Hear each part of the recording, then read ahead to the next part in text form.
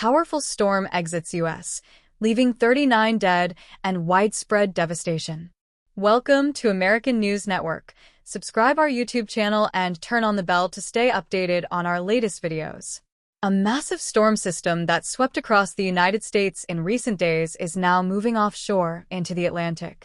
However, its aftermath has left numerous communities reeling from the destruction caused by violent tornadoes, raging wildfires, and intense dust storms. At least 39 people have lost their lives across 7 states, officials report. Missouri recorded the highest number of fatalities with 12, followed by Kansas with 8. Alabama was also hit hard, with at least 3 confirmed deaths. "This is a disaster," an Alabama resident told CNN. "I haven't seen anything like this since I was a kid." Concerns have grown regarding the nation's ability to respond to severe weather events, especially after recent layoffs at the National Oceanic and Atmospheric Administration, NOAA, and proposed funding cuts to the Federal Emergency Management Agency, FEMA. The remaining rain and storms from the system will move off the mid-Atlantic coast early Monday and clear the Northeast by the end of the day. Fortunately, no further severe weather is expected in those areas. Path of destruction. Starting Friday, the storm triggered a series of deadly tornadoes across the central and southern U.S., with around 80 tornado reports and dozens confirmed. Officials will conduct further surveys to determine the final count. The National Weather Service reported that Arkansas experienced 2 EF4 tornadoes on Friday, an occurrence not seen in over 25 years. One tornado, with winds reaching 170 miles per hour, struck near Larkin, while another hit Diaz, packing 190 miles per hour winds. Tornadoes of this magnitude are classified as violent and can cause catastrophic destruction, including leveling homes, overturning vehicles, and uprooting large trees. At least 3 people in Arkansas lost their lives due to the storms. In Alabama, 3 fatalities were confirmed in Plantasville, Dallas County, and Winterboro, Talladega County. Officials continue assessing damage across more than half the state. Governor Kay Ivey acknowledged the devastation, stating, "Yesterday's severe weather impacted most of Alabama," and offered condolences to affected communities. Widespread wind damage. High winds intensified the destruction, with over 710 windstorm reports recorded across central and eastern states. The storm and fierce winds knocked out power for hundreds of thousands of homes and businesses over the weekend, according to Power Outage US.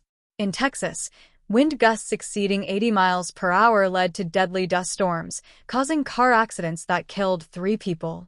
Ongoing fire threat.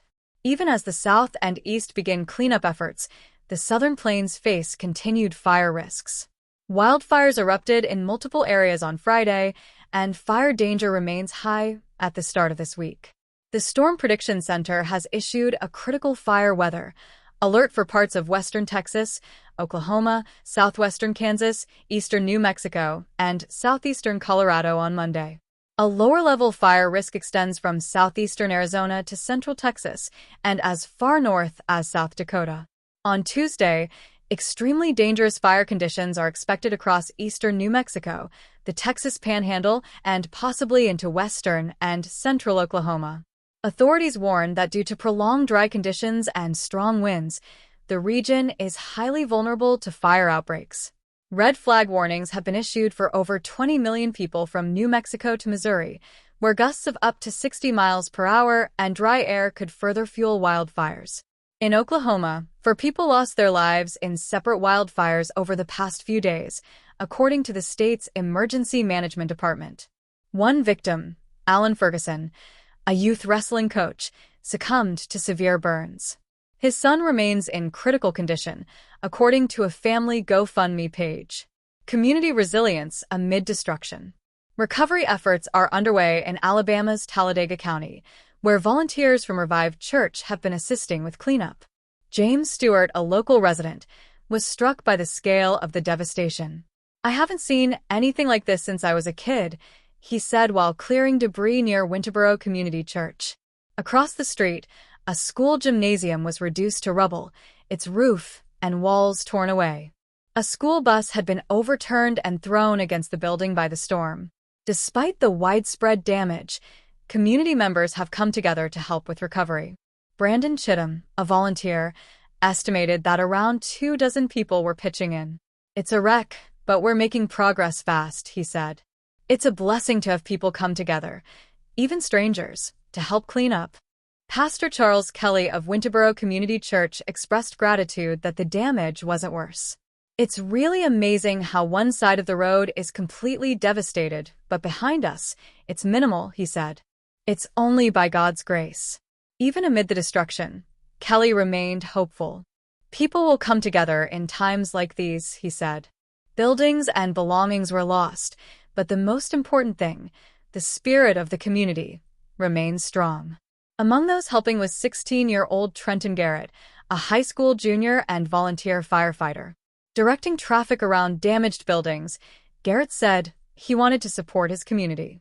"Most kids my age don't get involved, but I love helping," he said. "People are actually listening to me, slowing down, and following directions. It feels good to make a difference." Concerns over national disaster preparedness. Recent workforce reductions at NOAA and proposed changes to FEMA have raised concerns about the nation's ability to respond effectively to natural disasters. The Trump administration and Elon Musk's Department of Government Efficiency have been considering reforms or even eliminating FEMA, arguing that disaster relief should be handled by states. During a visit to hurricane-hit North Carolina in January, former President Donald Trump suggested dismantling FEMA and instead directly allocating disaster relief funds to state governments. Meanwhile, NOAA has reportedly cut up to 800 jobs across multiple divisions, sparking fears about its ability to provide timely weather alerts, particularly ahead of tornado and hurricane seasons. Bipartisan lawmakers and experts have voiced concerns that these changes could weaken the country's ability to prepare for and recover from extreme weather events. On Sunday, Trump assured the public that his administration was monitoring the situation and ready to assist affected states. "We are closely tracking the severe tornadoes and storms that have impacted many states across the South and Midwest," he posted on Truth Social. "The National Guard has been deployed to Arkansas, and my administration stands ready to support state and local officials in their recovery efforts." Thank you. And don't forget to like, share, and subscribe American News Network for the latest breaking news updates.